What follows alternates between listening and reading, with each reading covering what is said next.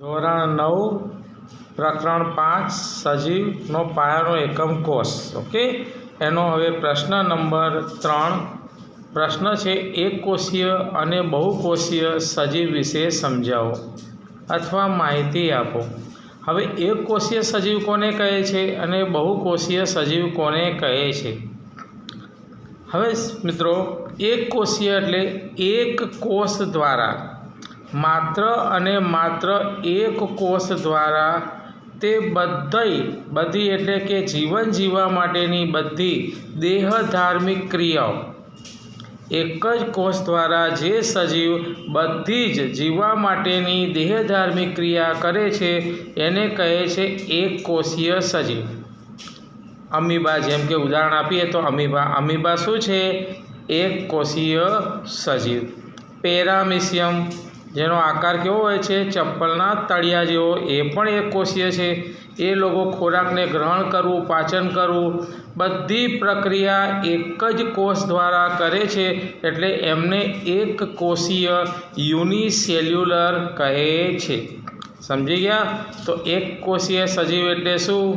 જે સજીવ એક જ અને માત્ર એક જ કોષ દ્વારા બધી લાઈફ પ્રોસેસ એટલે કે દેહધાર્મિક ક્રિયા કરે છે તેને આપણે કહીશું એકકોષીય સજીવ. આવડી ગયું? હવે વાત થાય છે બહુકોષીય. બહુકોષીય સજીવ કોને કહેવાય? આપણે બધા બહુકોષીય સજીવ છીએ.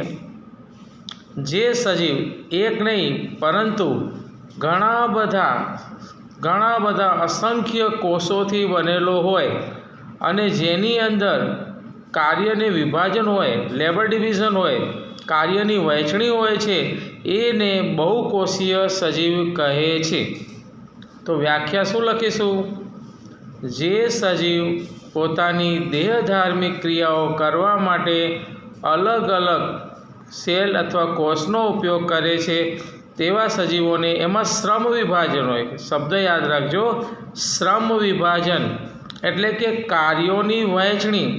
આપણે વિચારીએ તો આપણે આંખ છે જોવાનું કામ કરે છે, નાક સૂંઘવાનું કામ કરે છે, શ્વાસ લેવાનું કામ કરે છે, મોઢું છે ત્યાંથી ખાવાનું કામ થાય છે. એ રીતે આખા શરીરની અંદર બધા કોષોથી બનેલા છે અને કોષમાંથી બને છે પેશી. ઓકે, સેલમાંથી બને છે ટીસ્યુ, પેશી બને છે, એમાંથી અંગિકા બને, અંગ બને છે અને આ રીતે બધી રચનાઓ થાય છે. અને બધું શેના દ્વારા થાય? શ્રમ વિભાજન દ્વારા પોતપોતાનું કાર્ય કરે છે.